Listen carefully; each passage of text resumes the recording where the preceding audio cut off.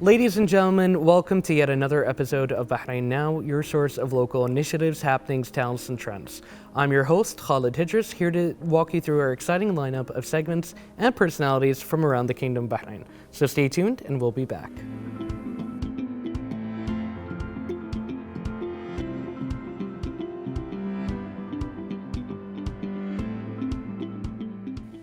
The fourth edition of the Bahraini Film Festival kicked off this week as part of Manama, capital of Arab media. The festival will commence with a red carpet ceremony welcoming some of the most prominent stars and filmmakers from across the Arab world.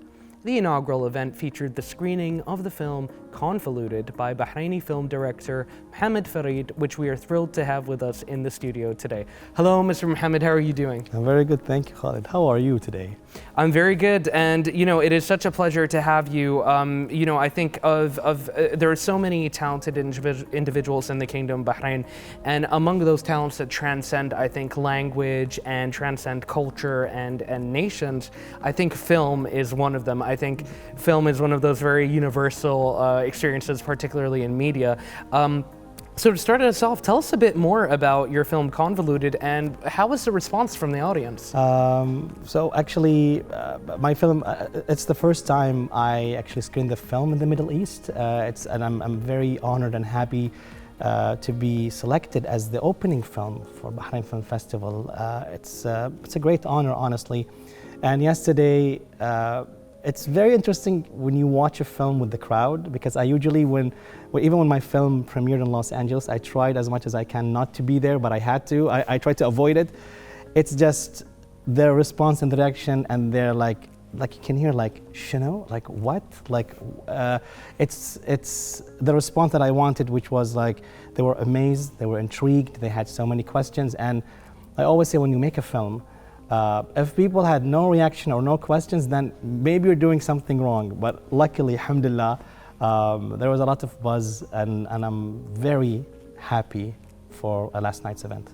I think that that's great news to hear. I think that, the responses that you're getting, people asking what or that shows that people were having a very guttural kind of reaction to it. So I think that, that is incredible to hear that they're having that kind of that immediate kind of reaction to really engaging with the content. So I mean, I'm personally looking forward to viewing it myself, because now you got me curious.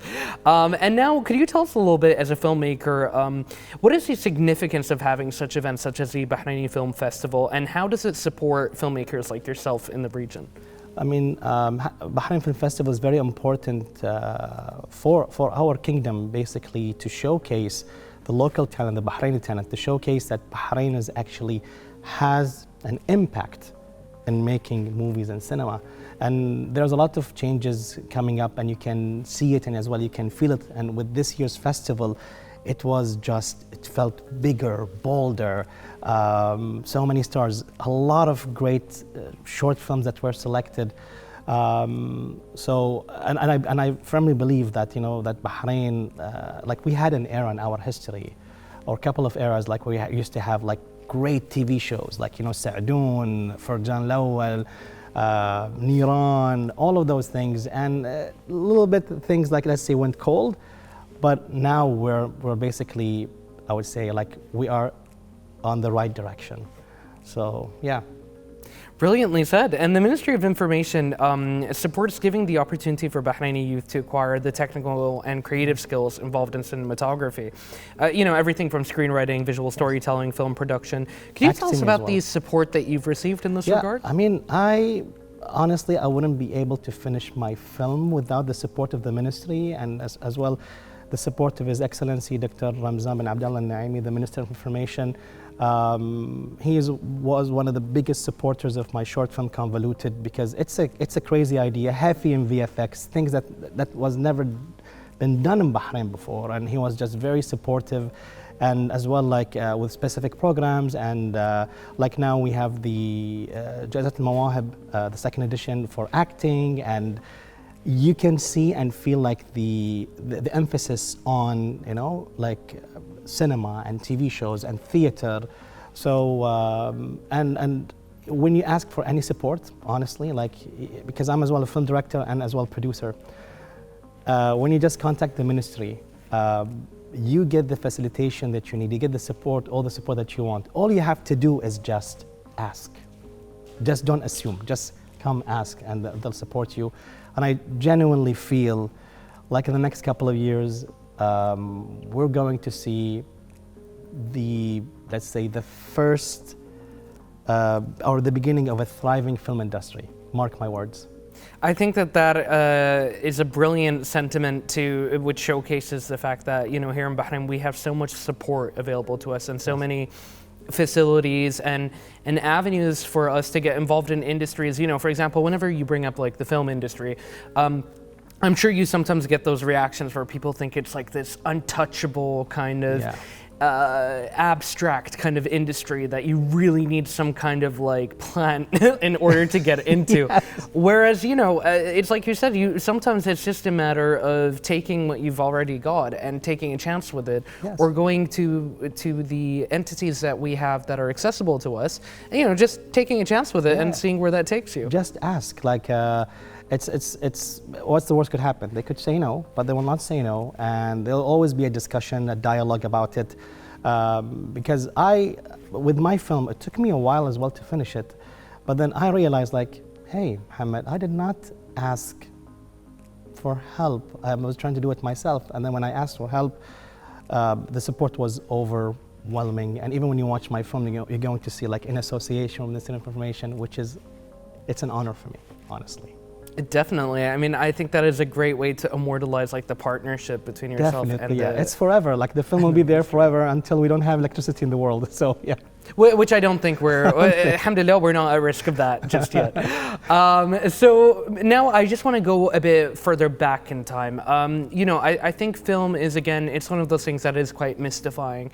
And I think a lot of people can't really imagine getting a start in the industry. So on that note, I'd like to ask you, how did you get your start in the film industry? It's a very interesting and funny story. So I started, actually, first like before becoming a director, way back, I did not study filmmaking. I did not study anything linked to art, but I always loved movies. I'm a graduate from University of Bahrain.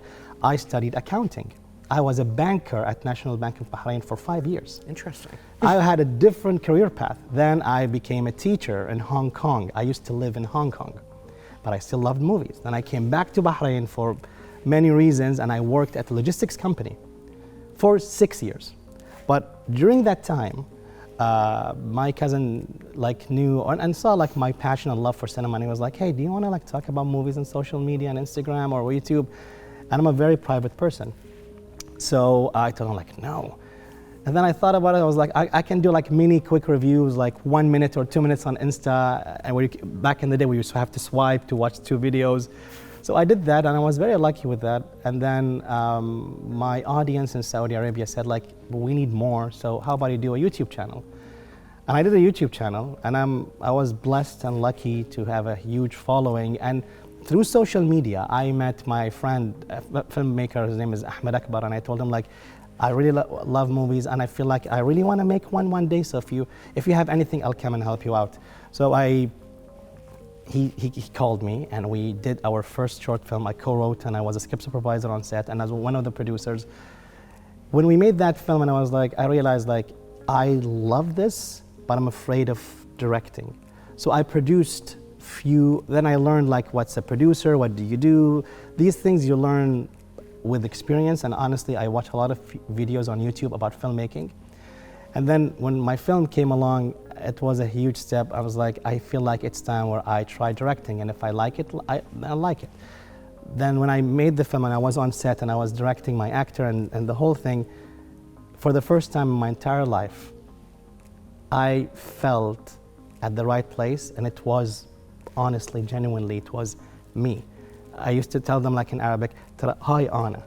And it took me about 36 years to get here. And I'm not going anywhere, and I want to just keep directing films. So that's my story in a nutshell. I compressed like 7 years for you in 2 minutes, hopefully. No, that is honestly an incredible story. I think it's never too late for anyone to figure out what their passion is in life. I think there's a lot of pressure for us to figure it out quite early. Yeah. in life, but I mean, I think if anything, your story shows that it's not really about having, having it figured out early, but having the courage to actually try stuff as it comes along. Yes. Like you said, you were a private person, but you gave short form content a try, and you were pretty much ahead of the curve in that game if you were back on the days where it was like a swipe. And that led you to doing longer, everything was a sequence for you. Yeah. And I think that is a very heartwarming thing for anyone to hear, regardless of what field they're in. And now moving forward, how would you feel, I'm curious to know how your perspective has changed.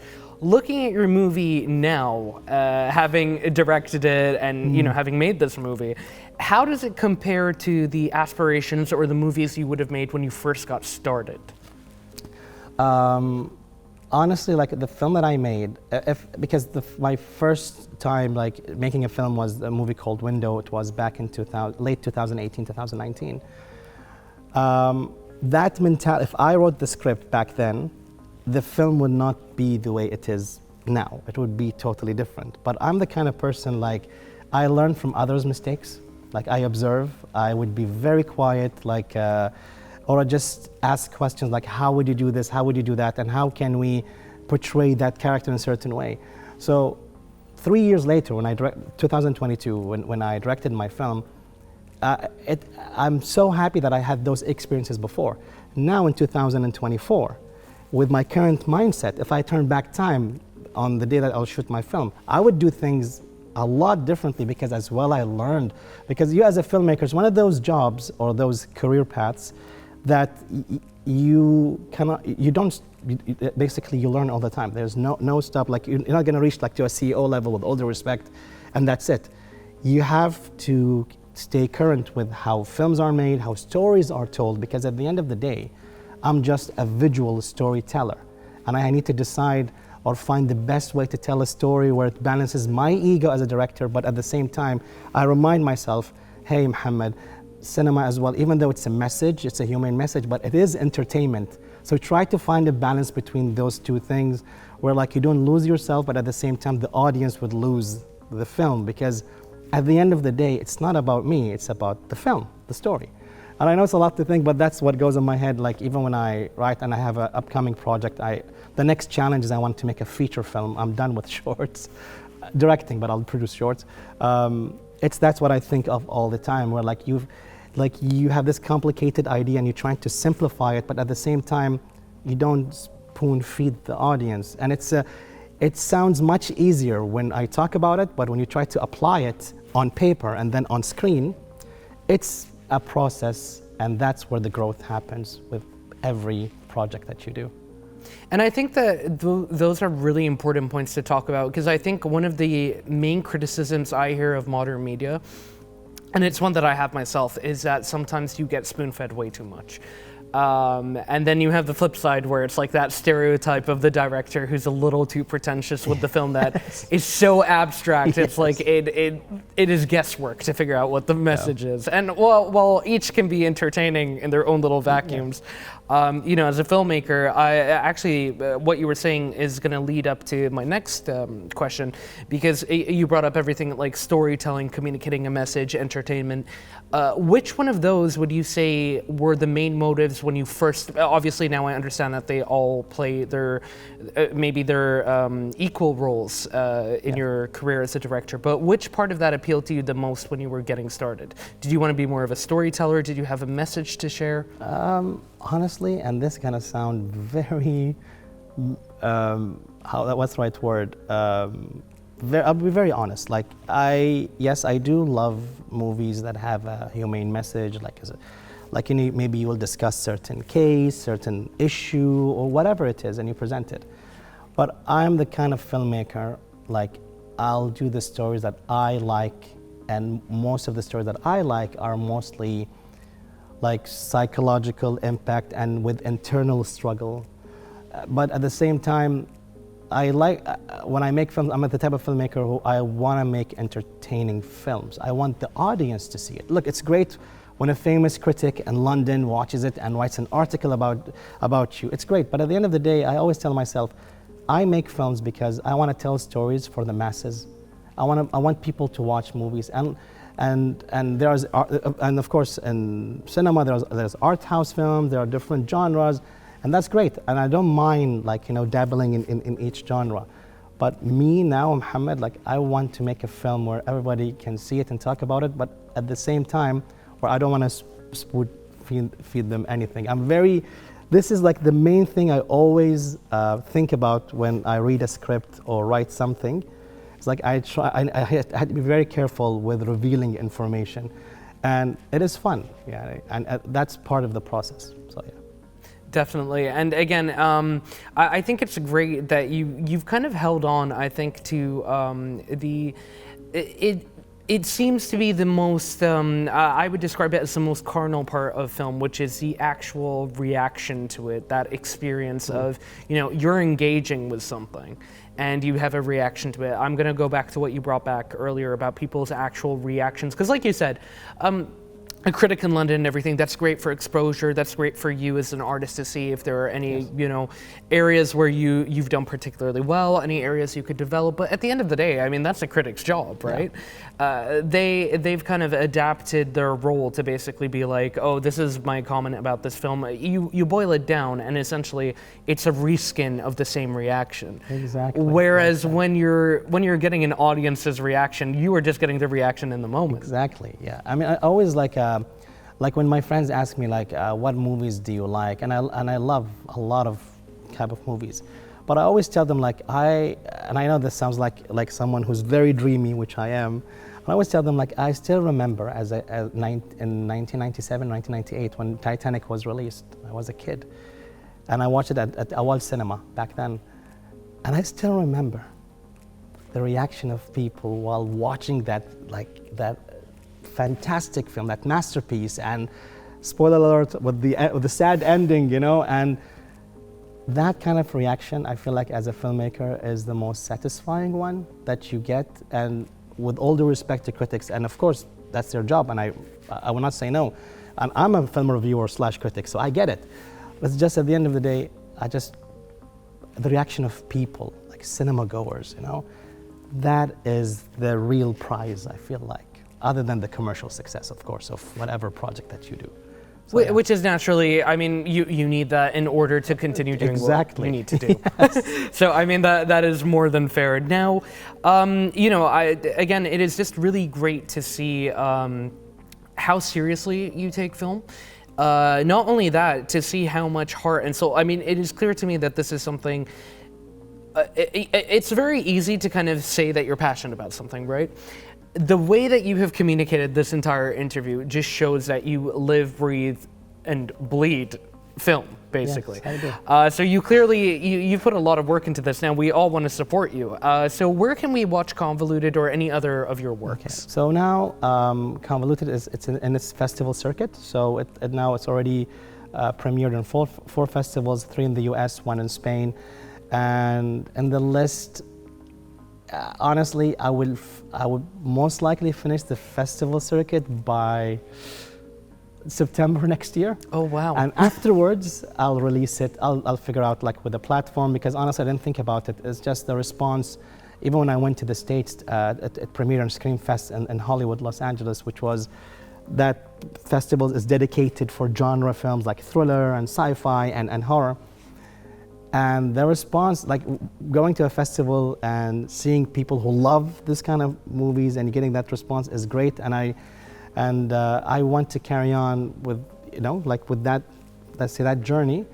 But at the end, of course, I want people to watch it, all of them. I want their reaction, as they say, the good, the bad, and the ugly of it all. So hopefully by September 2025, I'll know exactly. Either it's going to be on a private platform. I'll put it on social media. Well, we have a year to figure it out. Yeah, but like for you, I'll send you a private link you can watch. Oh, thank you so much. I highly appreciate that because, from the way you've described it, I like psychological stuff. And the name itself is quite appealing as well. You've got that one word kind of mono, like it just immediately, it catches the attention. And from people's reactions, I want to see what all the shinos were about. You know why it's called Convoluted? Because my channel is Movie Convo. So Convolute, and I know what the meaning of convoluted. Yeah. But while I was writing it, like, I want to associate my channel to this, and it was early on. So it's convoluted, and that was it. That is actually a brilliant way to stick to your roots while also bringing in something new. Yeah. And when you watch the film, it will make sense why it's called convoluted. Really are a filmmaker. Is it going to have that moment where someone says that, oh, this is convoluted? You watch and you tell me. Give me a call afterwards. Yeah. Okay, everybody's favorite part in any film. They said the name of the movie. So lastly, just to wrap up this wonderful conversation, where do you see, or where do you hope that other filmmakers such as yourself in the region, in Bahrain, how do you see the industry developing in the region in Bahrain in the future? Honestly, honest to God, like you hear a lot of stuff and you see a lot of changes, and you see with Bahrain Film Festival how this year is like magnificent. Honestly, it was very beautiful. I feel like we will have a very strong film industry here.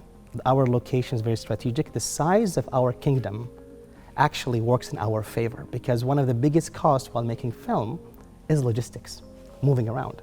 So alhamdulillah, we live in a very cozy place. We have beautiful places. The minister is trying his best to facilitate things which we can see as filmmakers. And I feel like we are taking steps in the right direction. And I genuinely feel like, I hope like in 5 years, I would say, yeah, 5 years it's very legit timing, that we will have a film industry where not only our films are made here. One of my dreams is I want people from abroad to come shoot here. Just come see our beautiful island. Just see how easy it is to just move, because we want that, because if you really think a little bit technically about all the places, locations of the world, it's a very big country, and moving around is a little bit difficult. But Bahrain, that's the perks. You can come, a lot of great locations. Moving is very easy. We love to work. I believe that Bahrainis are one of the most talented people in the region, and I stand by my word. So yeah, 5 years, film industry, thriving, inshallah. Definitely, well said. And I think you're absolutely right. I mean, there's a lot of talent in the region, and especially in Bahrain. And we have individuals like yourself as a testament to that fact. Thank you so much for joining us. And we're going to be staying tuned for Convoluted, and we'll be staying tuned for any other films that you end up directing. And we hope to see your own dedicated even theater one day. Hopefully. Thank you so much for this interview, and I really appreciate you guys making time for me, and basically to shed light on my film. And again, I thank His Excellency Dr. Ramzan Al-Naimi for his support for this film, and as well the ministry. And inshallah, greater things will come with time. Inshallah. Thank you so much again. Thank you. So ladies and gentlemen, stay tuned, and we'll be back with even more on Bahrain Now.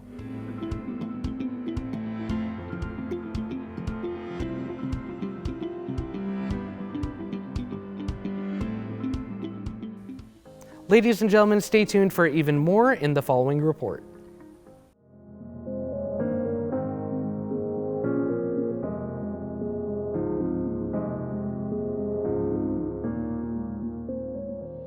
The second edition of the Gateway Gulf 2024 Forum, organized by Bahrain's Economic Development Board with a total of 32 landmark announcements and deals over $12 billion, were announced at the forum. The forum was attended by 250 ministers and business leaders from around the world, and highlighted significant trade and investment opportunities in Bahrain and the wide Gulf, as the region's economies increasingly drive growth in non-oil sectors. In finance, Salam Bank announced the launch of ASP Capital, Invest Corp announced key investment-related initiatives, and Seco Bank introduced diversified investment products. JP Morgan Payments announced plans to hire technologists in Bahrain. Additionally, Singapore Gulf Bank announced the launch of corporate banking services for the global digital economy, highlighting Bahrain's digital transformation momentum. Beyond unveiled its visionary digital city and signed a development agreement with Idama. Key projects were announced by Idama, the real estate arm of Bahrain Mumtalakat Holding Company, including the opening of its latest resort, Hwar by Mentas. also revealing an agreement with Camp Niski to launch Harbor Heights Camp Niski Hotel and exclusive branded residences in the heart of Manama's exclusive Bahrain Harbor. Government announcements included details from Bahrain's Ministry of Industry and Commerce about a National Industrial Development Fund and SMEs Development Fund. The Ministry of Housing and Urban Planning outlined plans for the development of 3,000 residential units and apartments in Khalifa City, while Mumtalakat, Bahrain's sovereign wealth fund, signed several partnership agreements across key verticals of their portfolio. The event's success reflects Bahrain's key role in the region and the world as a business and investments hub.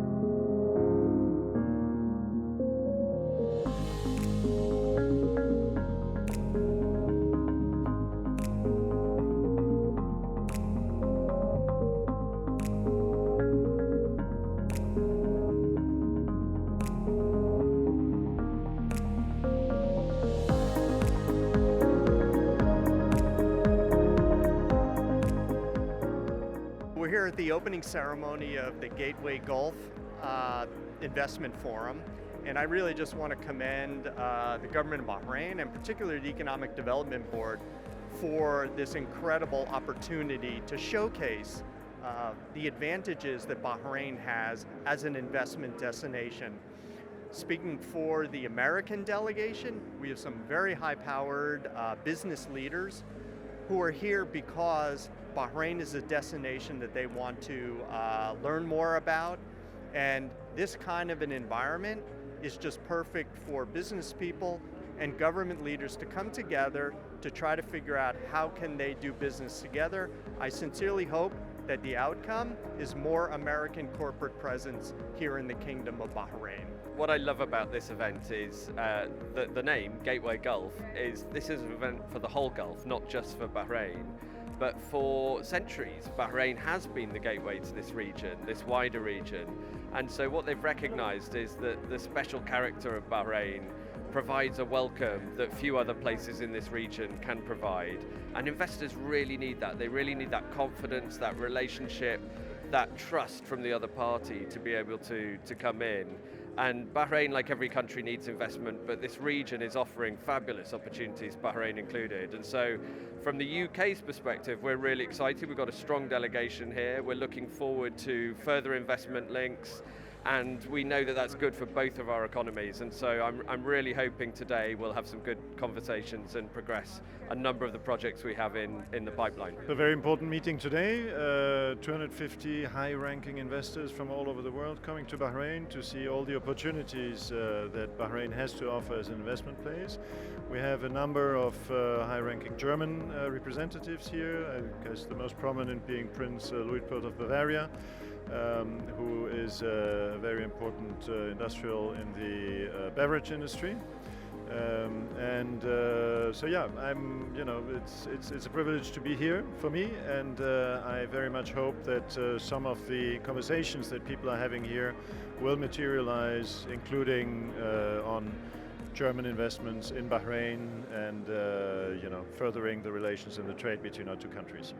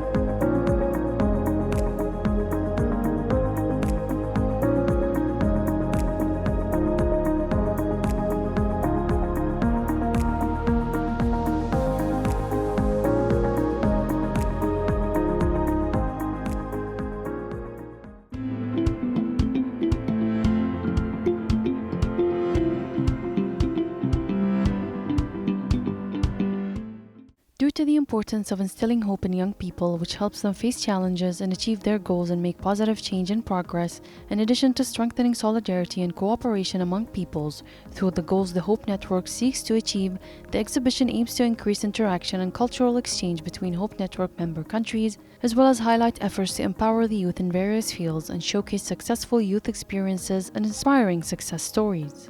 Members of the Hope Network toured the exhibition, which includes sections dedicated to each participating country, who showcase their initiatives, programs, successful experiences, and best practices applied in the fields of youth, in addition to the achievements of the youth.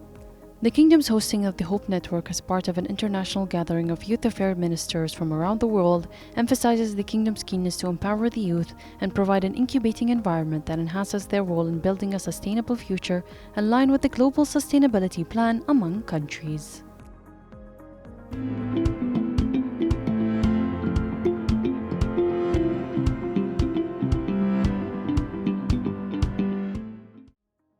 On the first Wednesday of November every year, the Kingdom of Bahrain celebrates its dedicated doctors and their pioneering role in society.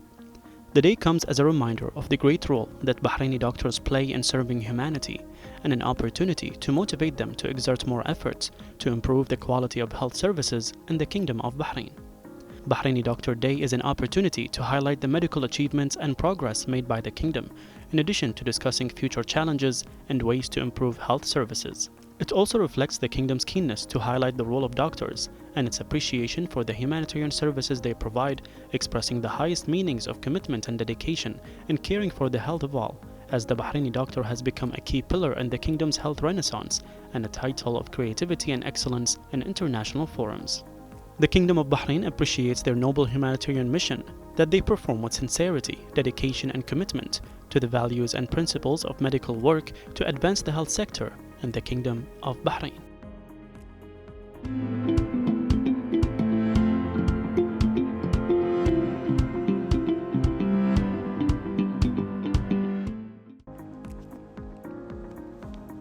The Embassy of Japan in Bahrain hosted a commemorative reception aboard the Japanese ship Murasame to mark the 15th anniversary of Japan's counter-piracy operations off the coast of Somalia and in the Gulf of Aden.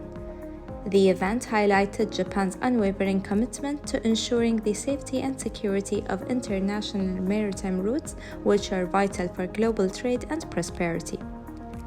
The reception saw the attendance of distinguished guests, including His Excellency Ambassador Sheikh Abdullah bin Ali Al Khalifa, Director General of Bilateral Relations of the Ministry of Foreign Affairs, Commodore Osama Mubarak Al Hamdan, Deputy Commander of the Bahrain Royal Naval Force, and Vice Admiral George Willoff, Commander of U.S. NAVCENT, U.S. Fifth Fleet, and CMF. I'm so happy to be able to commemorate the 15th anniversary of Japan's anti-piracy work, which started in 2009. It's been 15 years, and then the work we've been doing together with the combined maritime forces based here has achieved tremendous work of deterring piracy from these waters near this region. The diplomatic relationship between Bahrain and Japan has been fantastic, and we have built the long-standing relationship in economic ways, culturally, and then society, education, whatsoever. But we are adding more defense cooperation. We signed a memorandum of understanding last year, and our cooperation in defense area is also expected to increase. Even this year, we have already seen many high-level visits by Japanese self-defense forces, and we have conducted 2 goodwill joint exercises together with Royal Navy and Japan Self-Defense Force. So it's increasing. This is the Japanese ship called Murasame, and this will be an on-board reception inviting all the guests from Bahrain who's involved in our joint activity. And we are going to be serving Japanese food, share a bit of Japanese culture with them. So I'm so happy with this occasion. Guests enjoyed Japanese culinary delights prepared by onboard chefs, celebrating the shared achievements and reaffirming their dedication to maintaining peace and security in the region.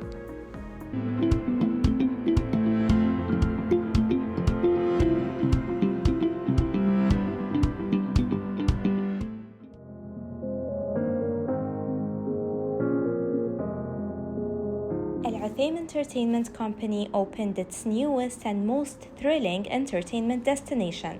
XTREME Bowling opened last week at Dana Mall in the Kingdom of Bahrain. The entertainment venue offers an experience of various arcade games in addition to state-of-the-art bowling lanes, cutting-edge technology, and a vibrant, engaging, energetic atmosphere designed to appeal to youth, teenagers, and families alike. We have Fabiland before, as you know, and now we have one more branch here in Bahrain. It's XTREME Bowling. Because we need to target the teenager as well. Because as you know, before Fabiland is for the kids only. So as we promised before in our episode with the kids show we have here before, that we have more expanding our business here in Bahrain. So we need to have something different than the kids. So we need to have some teenagers as well. Today is our grand opening here in Dana Mall. This is the second branch, as I mentioned before, here in Bahrain for the bowling. We have so many sections as well inside, like arcades, like billiard, like bowling. It's not about bowling only. And we have also a counter for F&B. So any family can join, any teenager can join like a group or something. They will have a lot of fun here, inshallah. As you know now, everything now is technology. And alhamdulillah, we have so many things here advanced than the other locations, as you know. Even the bowling here is different. All the arcades we have is something new, never happened before in Bahrain and all over the Gulf. This is the first time we have these games here in Bahrain. We are planning now to do some events with so many societies, and also with Bahrain TV, we are planning to do one more new program for youth, something for teenagers, inshallah, in the beginning of the year.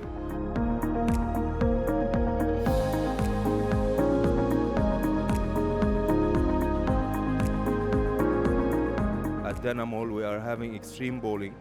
This is a new concept. We are trying to attract some customers as families and teenagers. We are having a bowling lounge, and also we are having the most advanced video games and arcade games in Bahrain.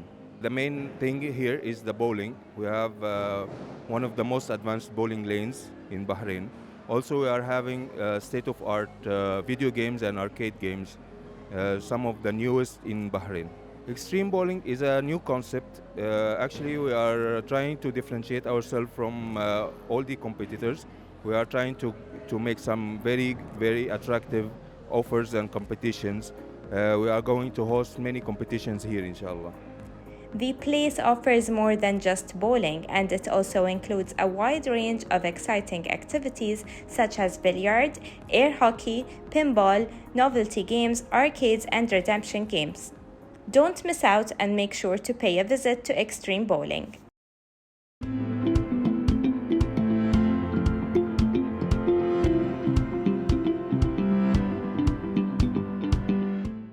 Well, ladies and gentlemen, that concludes our episode for today.